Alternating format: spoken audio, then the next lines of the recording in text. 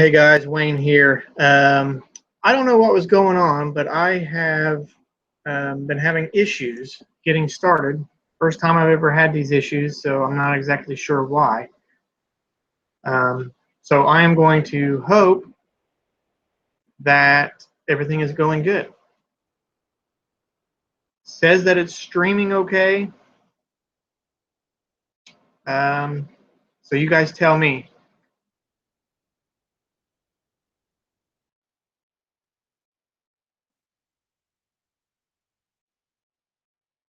Can everybody see me? I can see and hear. Good, good, good. I don't know what in the world was going on. I was having all kinds of trouble, and but I am live now. Okay. Now the camera's going to be a little wonky. I'm using this laptop and it's facing up. I don't have anything to set it on, so you're kind of getting a lot of the ceiling. I guess I can pull it down a little bit without getting too crazy.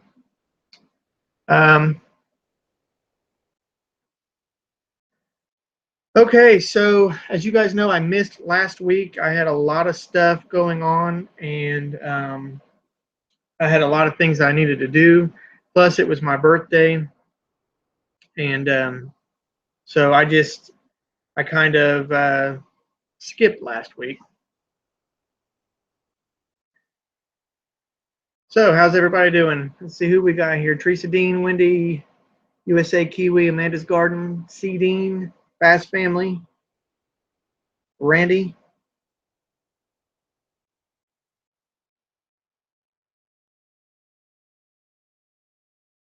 Anyway, so today's topic is going to be about propane. As you guys know, winter is approaching, and propane is the for obvious reasons is the fuel of choice for me in wintertime. It's what I use to heat my house. It is going to be what I use to cook my food here soon. Also, I plan on getting a propane tankless water heater. That will save money on electric as well. So, for obvious reasons, I like propane. Not only does propane provide safe, clean energy, it is also what pays my bills. So, if you guys have any questions at all, please ask them, because propane is so versatile that I could probably go on and on and on about it on such different topics. Obviously, it's used for residential heating, but also what a lot of people don't realize is that propane has a very big auto gas industry. Um, a lot of schools, police departments, counties, um, places like that, they are using propane to power their vehicles.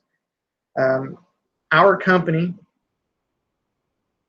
Wayne, is that gas line messing with the cost of propane? Not yet. It's not. It is not messing with it yet. As a matter of fact, prices are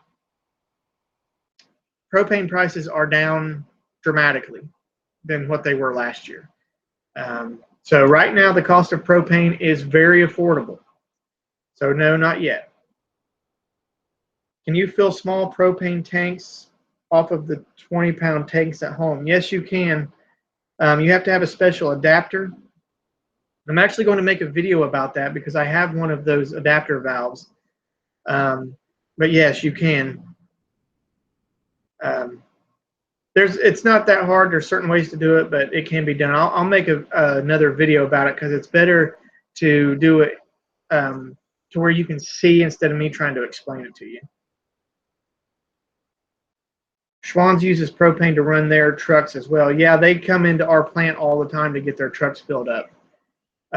They also, our Schwann's is out of Jackson, Ohio, which is 45 minutes to an hour north of my plant. And they come in all the time.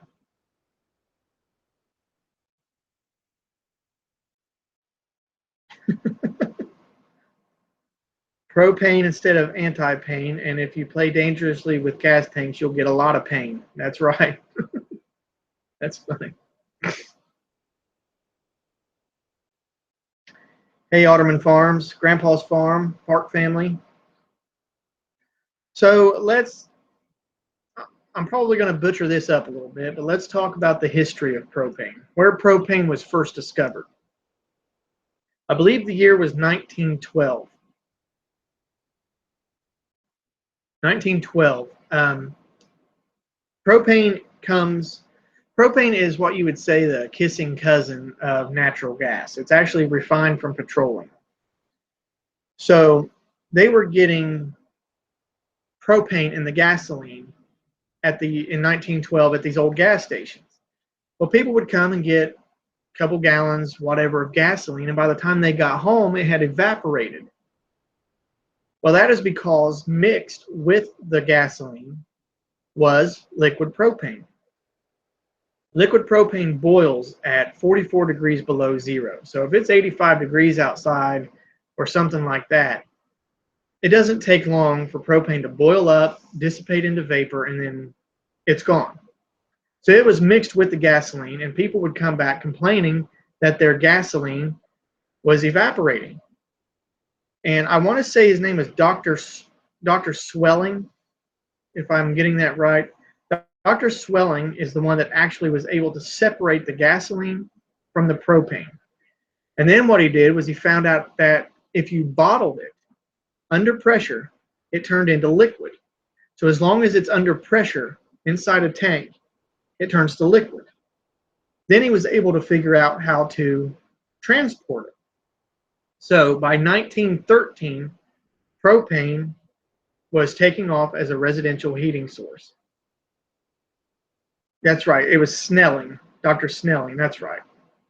It's been a long time since I've actually read the history of propane.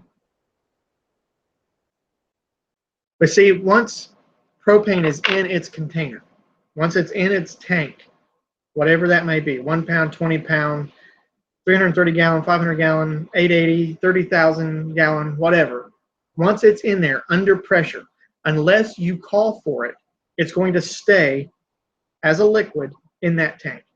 So unless you call for it, and what I mean by call for it, unless you are wanting to use it through a heater, through whatever, that propane will stay in that tank. Now, I can't say that propane will never go bad, but it can sit in a tank for years and years and years and years and never go bad.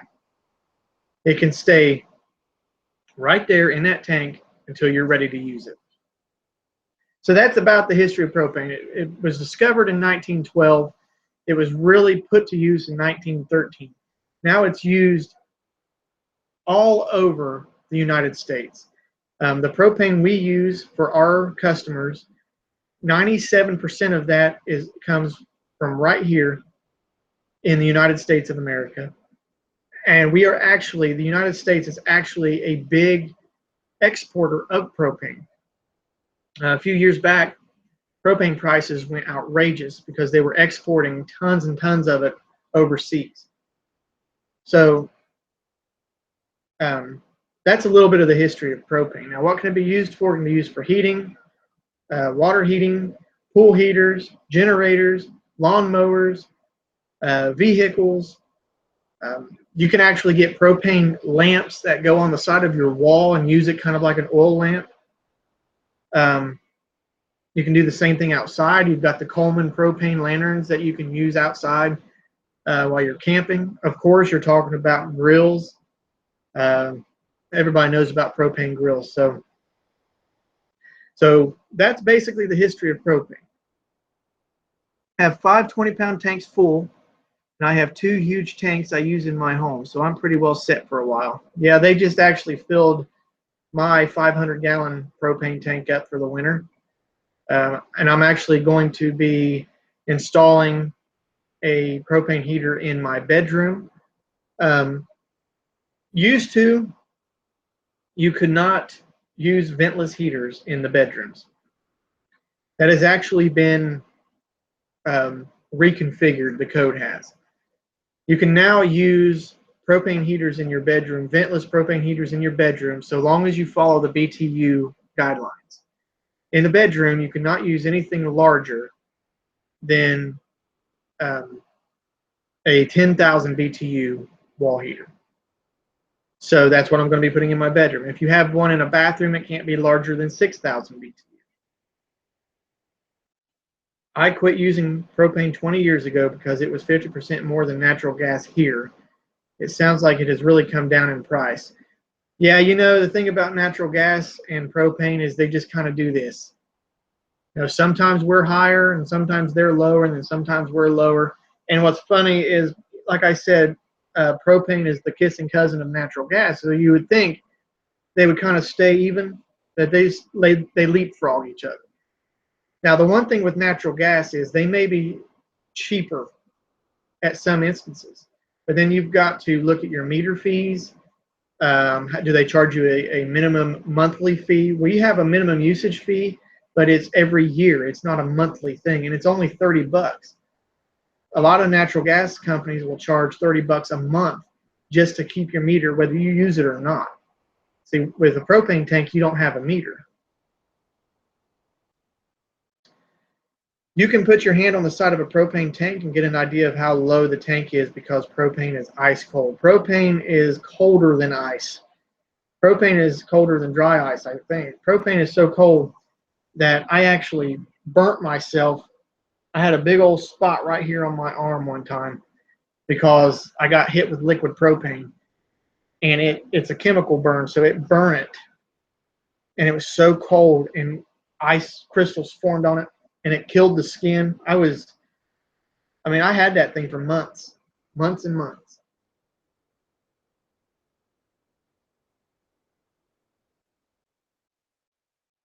Yeah, but is it cheaper than electric? Where I'm at, absolutely. Where I'm at, propane is by far cheaper than electric. Now, I don't know what your electric company charges per kilowatt hour, but I know mine gives me a nice fistful every month. So that's why I'm going to be going to propane full. I mean, the only reason I had an electric cook stove to begin with was because that when we actually bought the house, it came with it. So I didn't see any reason to buy another cook stove. But now I'm getting to the point where I want propane, just about propane everything. As much as I can get away from electric, I'm going to. And plus, you know, I'm not even going to lie, I get a little bit of a discount because I work for a propane company. But even without a discount, I would still do it.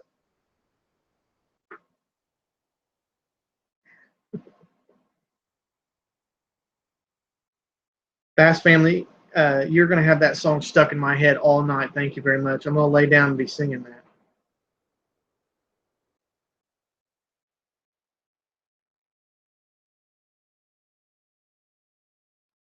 It costs 10,000 to run a power link up the road to my place. So propane and solar are win-win. Definitely. Definitely. If I could go off grid, not completely off grid, but if I could get away from the electric company altogether, I would. Trust me.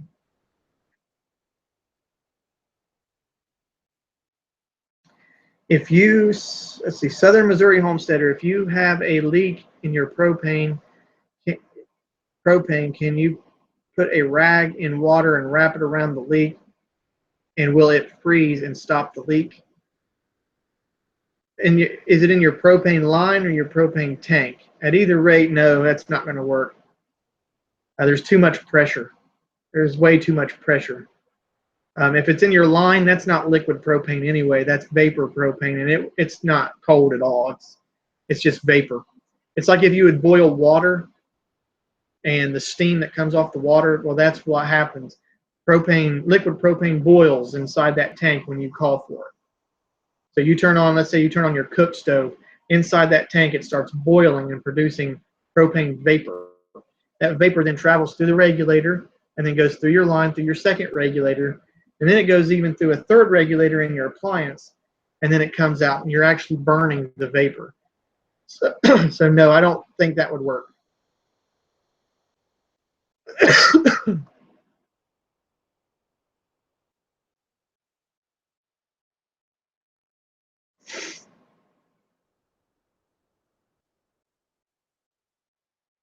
Natural gas equals methane. Blame global warming on those who eat beans. Crazy. So let me see, how many people do we have watching now? I need to really figure out how to do this. 64 people. Wow, I think that's a record. Is the stream streaming okay? Because it looks like it's lagging on my end.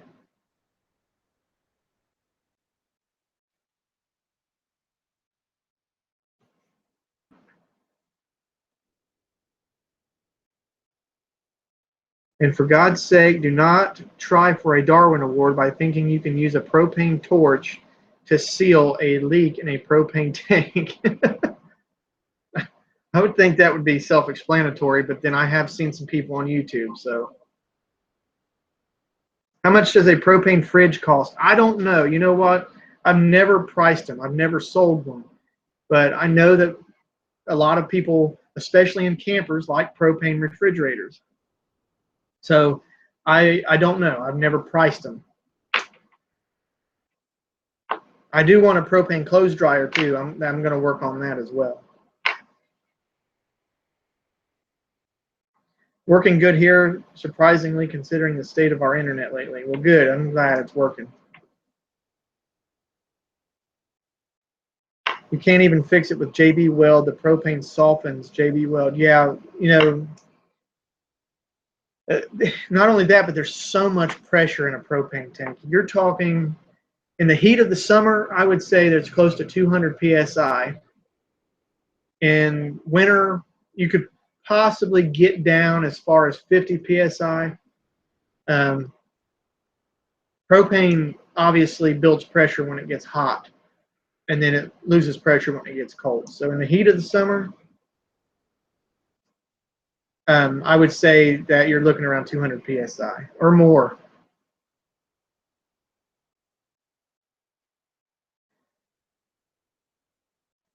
Mom Horses asked about propane generators. Did you answer that one? No. Can you ask it again? Put it in all caps for me because I must have missed that. I didn't see that about the. I didn't see that about the generators. Can a gas dryer be converted to propane? A natural gas dryer can be converted to propane. You just have to get the make and model of your dryer and then order the conversion kit.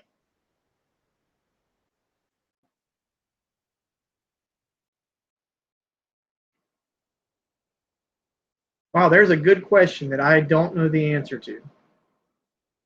What temperature does propane freeze? I don't know. I really don't know, but I know at 44 degrees below zero, if you were to take liquid propane and put it in a bucket, you could carry it around in that bucket. So it'd just be like carrying a bucket of water.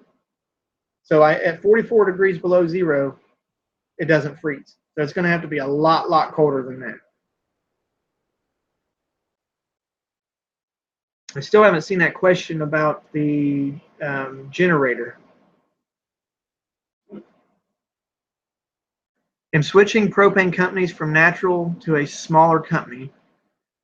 Been waiting over a month to have a 1,000-gallon tank removed and putting in a smaller one after switch. Been waiting over a month.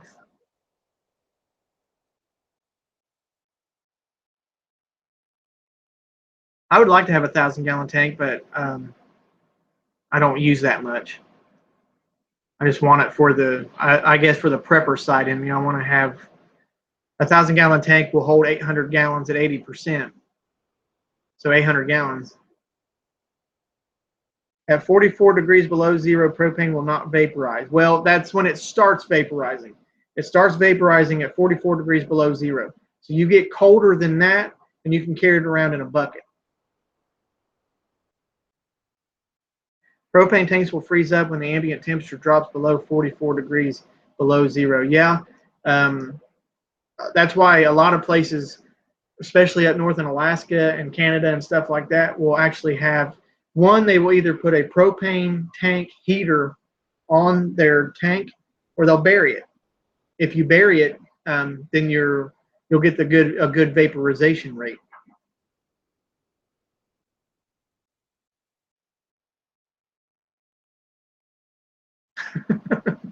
At 44 degrees below zero, I'm lighting my house on fire for warmth.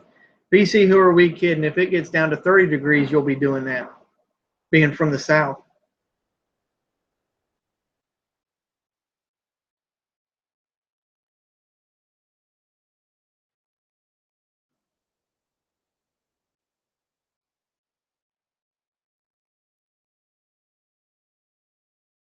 Mother of many horses, been meaning to ask you about propane generators.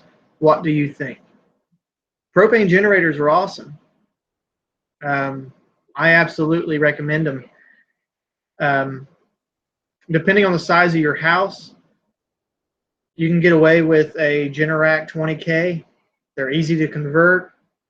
If you have a bigger house and you're running a lot of stuff, a 30K. But then if you're going to go to a 30K, I would recommend a Kohler. They're a little bit more difficult to convert, but they've got more power.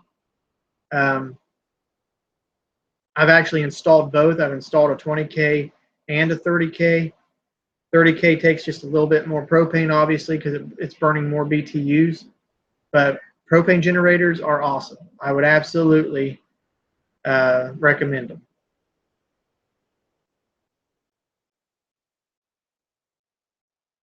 My propane regulator kept freezing in the winter. Had to use plumbing heat wrap to keep the gas flowing all winter. Yeah, up there in Alaska, I would imagine that would happen. Another thing you can do is you can actually put a light bulb underneath your dome lid, and the heat from the light bulb will keep it warm. You can also shoot methanol through your regulator. You can get methanol at like Advanced Auto Parts. That would work. Um,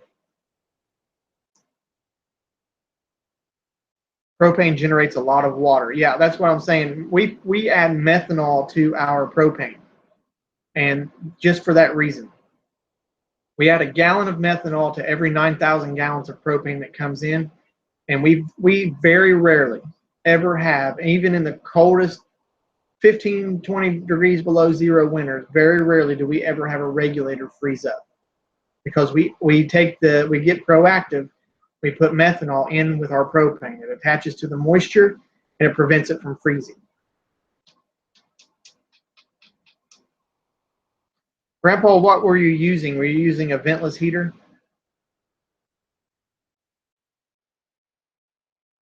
Methanol doesn't burn off the water. It attaches to the water to prevent it from freezing. You're still going to get moisture through your appliances, especially if you're using um, ventless heaters. It's just the nature of the game. 99% of what is burnt out of a ventless heater turns to heat, and then you have 1% or 0.01% of water vapor. It's just the nature of the game. And where you're at, I'm sure that you heat with wood, which would be a lot drier heat and a lot hotter heat.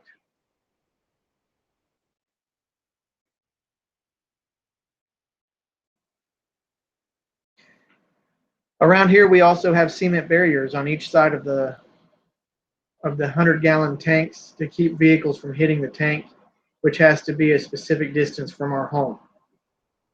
I've actually seen a car hit. I've actually seen this twice. A car ran off the road and hit a propane tank. Luckily, they're made pretty solid. Um, it busted it up pretty good, but we didn't have any product loss. As far as the distances from the home, the NFPA 58 requires that anything 124 gallon or higher, 124s can actually sit right next to the house. Higher than a 124, you've got a 250, 330, 500, 880, 1000, and so on. Has to sit at least 10 feet away from your house or any existing structure. The 1,000-gallon tanks have to sit 25 feet away from any um, house or existing structure. And we also require that it has to sit at least no more than 80 feet, 80 to 90 feet off of a driveway, so that we can reach it with the hose okay.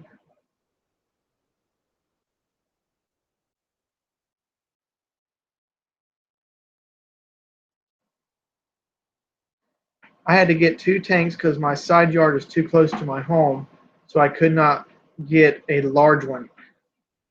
So you probably have two 124s, I would imagine. They hold about 100 gallons apiece, which is equivalent to a 250, and they can sit right up next to your house. Change the cook stove to electric, and for now, and then heat with wood.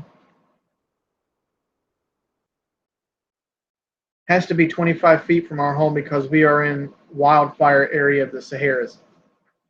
Yeah, I can understand that. The NFPA 58 is the federal code, and then also your state and local codes may be a lot different. So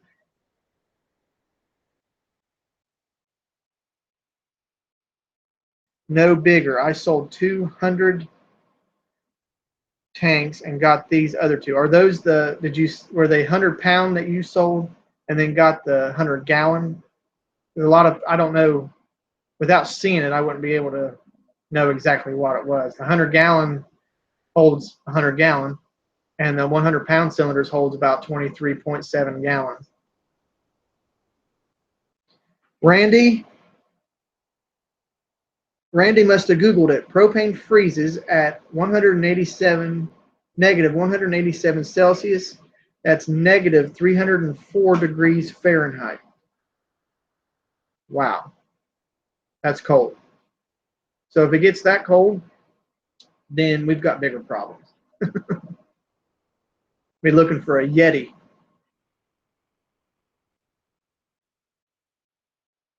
The best fire I was ever on was a levee of a 2,500-gallon buried tank in Montana. It burned for days.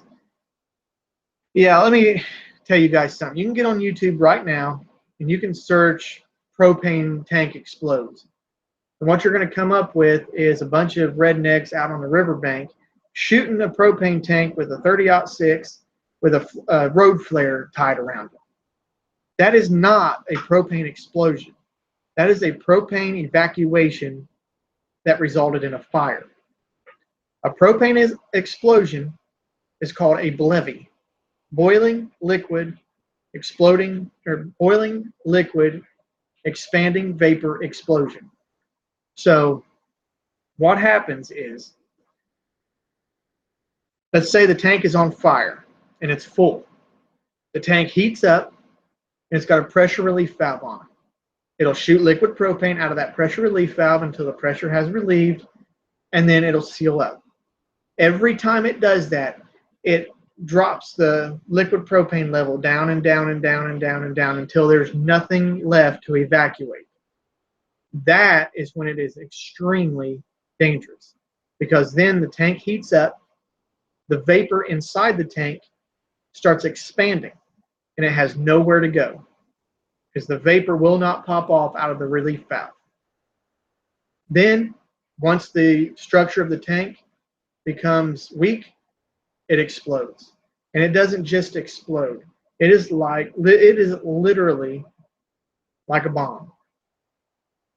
Now, ways to prevent that: the propane tank on fire, the best thing you can do is call the fire department, and they should be trained. They'll do what's called an umbrella approach. They'll surround and drown. They'll keep the tank cool.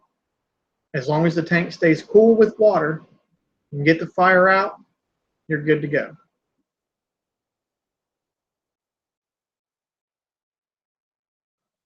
There's actually a video, if I can remember to post it, on YouTube that explains what a BLEVE is. And it's a documentary style video, and it'll take you through and show you exactly what happens when a propane tank levies.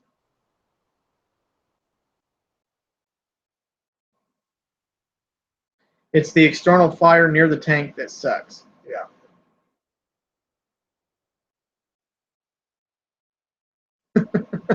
In a comment the other day, someone called me a dumb redneck. I said, I'm not that dumb.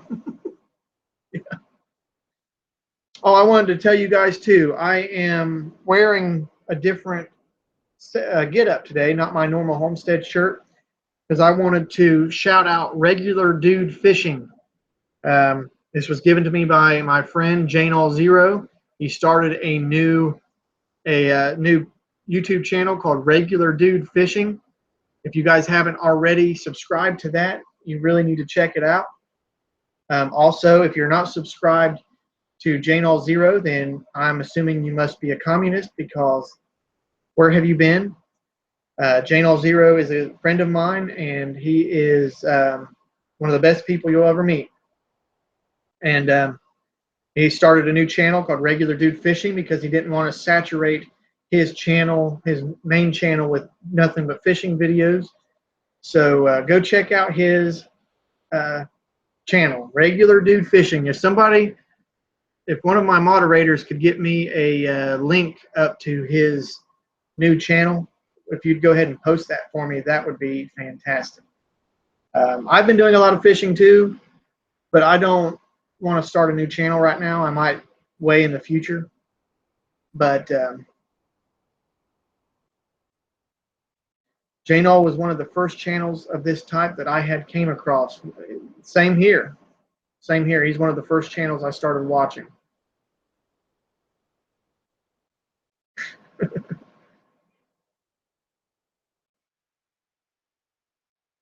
No, I wasn't talking, Beth, I wasn't talking about his fishing channel. I was talking about his regular channel, his Jane All Zero channel.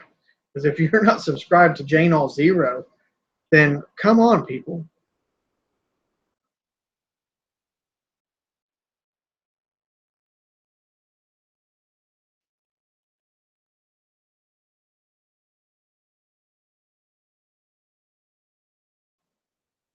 Why did you close your Patreon account? Grandpa, that's a good question. I'm glad you asked. I am going to make a separate video about that probably tomorrow or Sunday. So that'll explain everything. I have no high school diploma, but I've been self-employed my whole life. I don't have book smarts, but I can fix things. Well, let me tell you something, BC. I barely have a high school diploma. Um, College wasn't even really an option for me. I can fix things. I don't have a lot of book smarts. I can't do math in my head. I can barely spell. My mind just doesn't work like that. But I found something that I'm good at, and propane is one of them. It's just people don't realize, just because you don't have what's called a valid education doesn't mean that you're any less to society. Because if it wasn't for people like me and people like BC Truck and people like Jano and people that do blue collar work, this world would not go around. If you didn't have a person driving a truck to deliver your groceries to Walmart, people would go insane. It's the blue collar workers that keep this country going. And more often than not, it's the corrupt white collar workers on Wall Street that try to systematically destroy this country.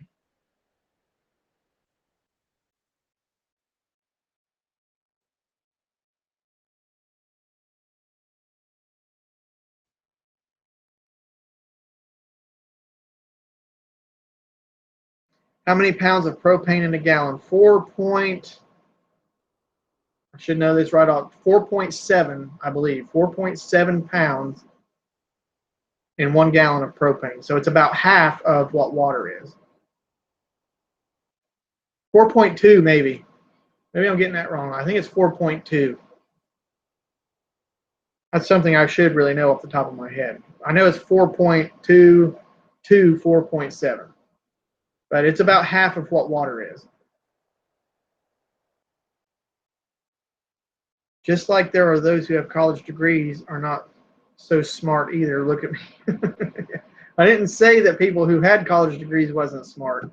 I was saying that it takes all kinds to keep the world go round.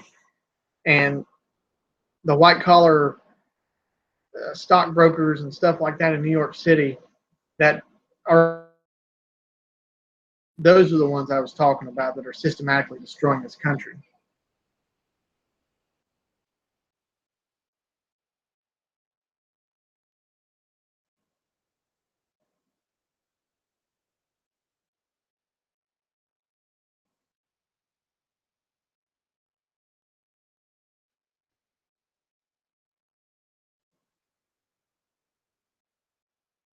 My dad stressed both street smarts and university.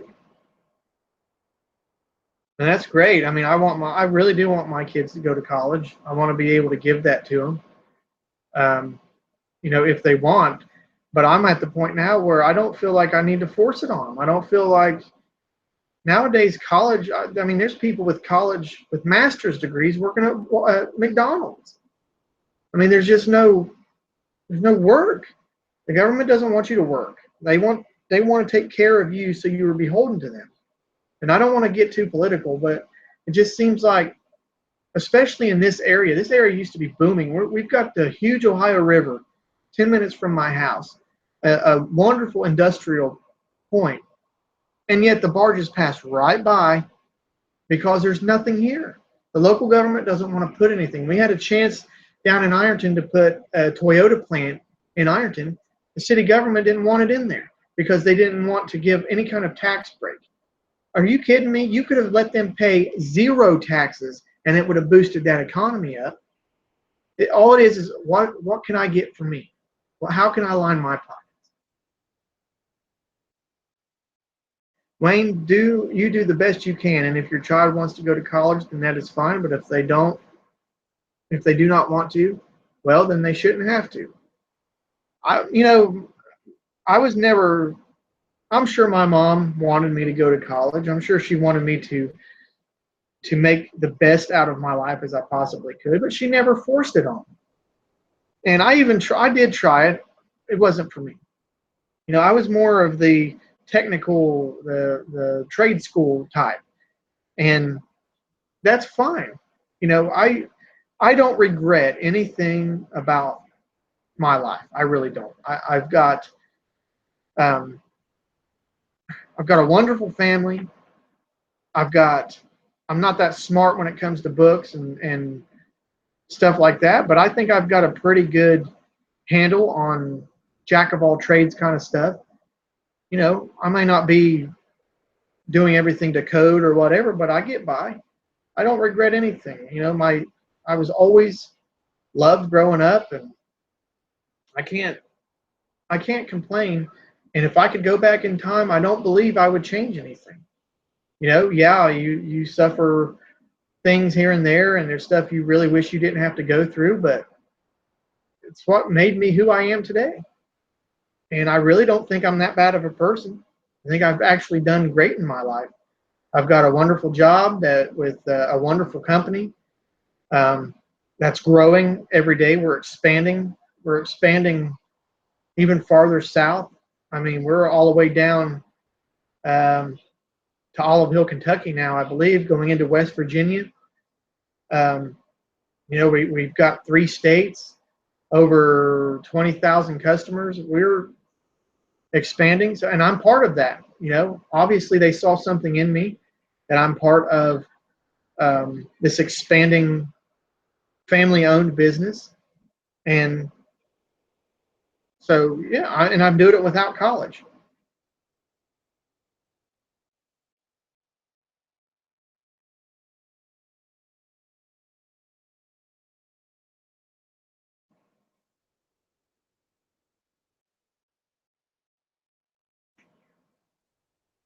Truth, you have PhDs working assembly lines. Now, I don't want you guys to think that I'm against college, because I'm not. I mean, there are people out there that are smart people. You have to go to college for certain things. I mean, you want your doctors to go to college, right? You want your physicians and your surgeons to have 4 years of college, 4 to 8 years of medical school. You want that, okay? You don't want some idiot like me and say, all right, now let's see what we got here. No, you want your doctors to go to college. You want them to have the most education that they can get.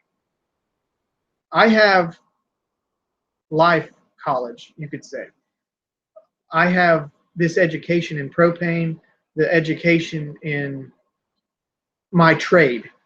You want the guy that's installing your propane to have that kind of education. Not necessarily a master's degree in bachelor science or whatever that crap's called, but you want him to know what he's doing when he's hooking flammable gas up to your house, right? I'm just saying there's different types of education And I'm not against college. It's just not for me.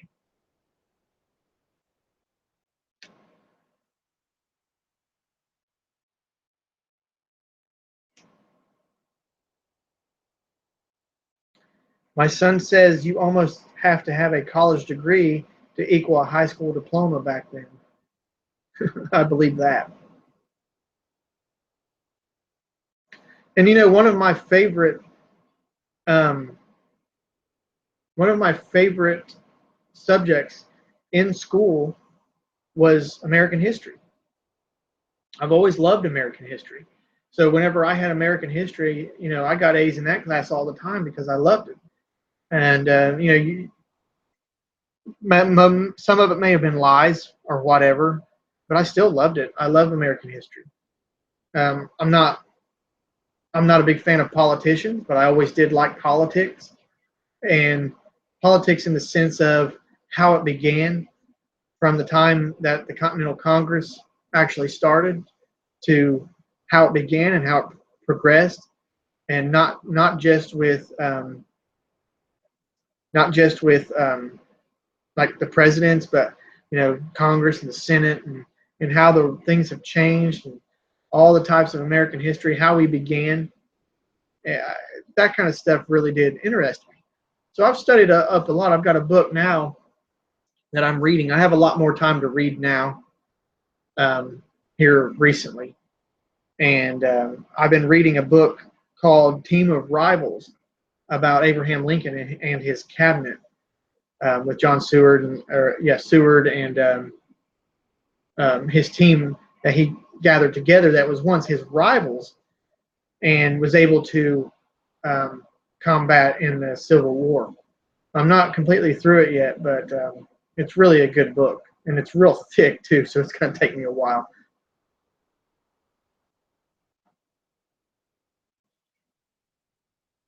I absolutely hate math, love medical math, but hate regular math, but excel in history and science. I went through EMT classes and stuff like that, and I always was fascinated with medical science. And I know a little bit more than what most people would. I'm not by any means a doctor or anything like that. What I'm saying is, I've always been fascinated with not so much the human body, just like the medical side of it. Learning what to do in certain situations. Like everybody knows, with a fever, you want to break the fever. You could take Tylenol, but if you don't have Tylenol, how are you going to break the fever? Cold compresses, stuff like that. Um, how to treat yourself without using antibiotics and stuff like that. So that's the kind of stuff that I've always been interested in. And sometimes you need medicine. Just because I'm a homesteader or whatever doesn't mean I don't believe in medicine. Sometimes you need medicine. If you've got strep throat, you really need to go get an antibiotic.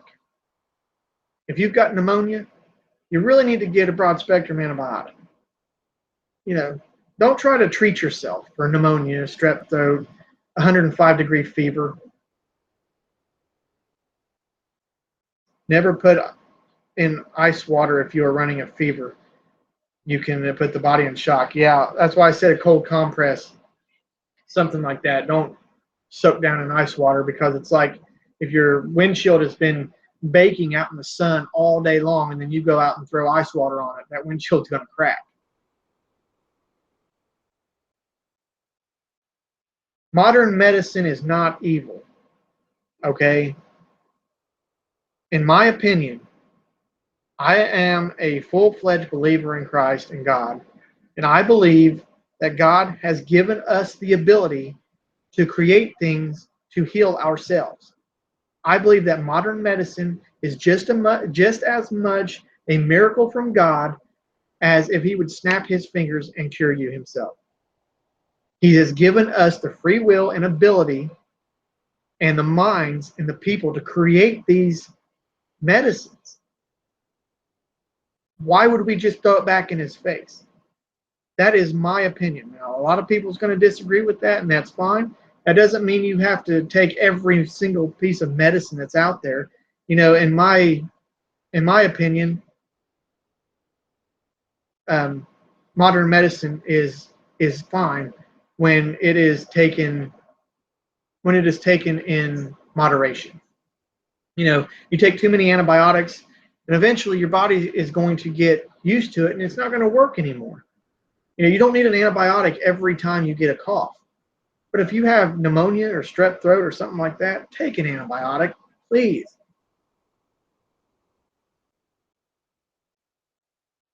But on the same token, cold water drowning is better than warm water drowning. Huh. You know, when it comes to God gave us all a very good organ, the brain. We are meant to use it, learn it, and thank God for science. Yeah, I don't believe science and religion is a contradiction. I believe God gave us all that. And, you know, I could go on and on and on about that, but I'm different. You know, there's people with religion. If you have faith in God, that's great. But I don't have faith in organized religion. I really don't. I have seen too many things, and man has gotten to where they think they know best instead of actually going with what is actually scripture.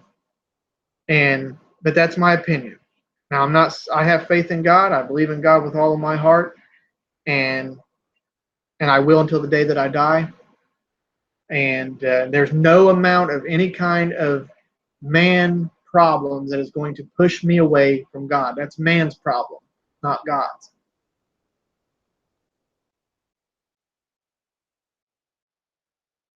And that's not normally something that I talk about on this channel, but that's my opinion.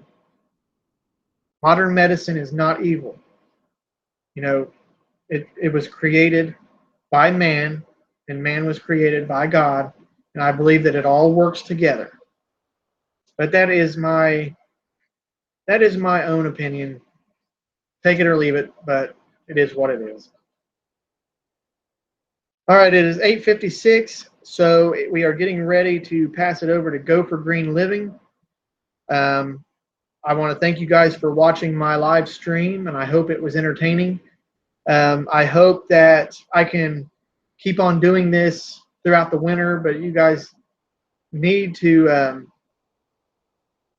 realize that in the wintertime, I am going to be slammed. And I'm talking about that right now because come next month starts our busy season. October always starts. That's when we really get our tanks in for the winter. Then, of course, when wintertime hits, it's going to be brutal. It's like that every year, part of the business, and that's fine. Hey, Songbird, thanks for joining us. So just, you know, be prepared. I may have to pass it over to Big Bear or Brad or somebody like that when I can't make it. But I am going to try to do it. So 8:57, I'm going to go ahead and call it quits. Go over to Go for Green Living. Check out the homesteadnetwork.com for all the different show times. And I'm sorry for missing last week. I just had some stuff going on, but I will be back next week. Fingers crossed. Just waiting for your next video, Wayne. Get hungry for new videos. Yeah, I just posted one about fishing. I should have one out tomorrow or Sunday. So, all right. I want to thank you guys for watching. Thank you guys for joining me. And like I said, join the homesteadnetwork.com. Put your email address up in the little corner there, and they'll send you all the updates. If there's ever any kind of change in the schedule, they can email you an update. So thank you guys for watching, and I will talk to you next time.